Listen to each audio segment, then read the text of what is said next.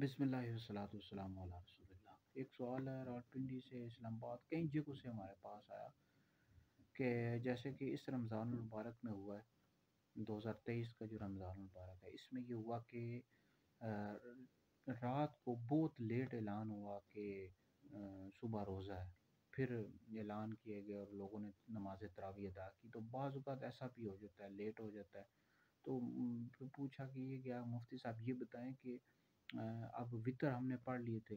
تو پھر نماز تراویح کے بعد دوبارہ وطر پڑھیں گے یا نہیں؟ تو اس والے سے یاد رکھیں کہ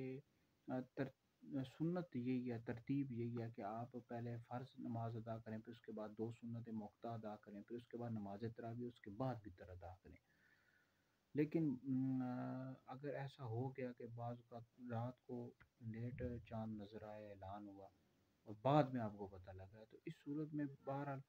آپ کے وطر ادا ہو گئے، دوبارہ وطر ادا کرنے کی ضرورت نہیں ہے، آپ تراویح ادا کر لیں، لیکن بہرحال جان بوجھ کر اس طرح نہ کریں، ترتیب کے مطابق پڑھیں، ٹھیک ہے، پہلے فرض، پھر سنتیں، پھر تراویح، پھر وطر۔ لیکن بہرحال اگر کسی نے پہلے بھی پڑھ لیے تو وطر ادا ہو جائیں گے، دوبارہ پڑھنے کی ضرورت نہیں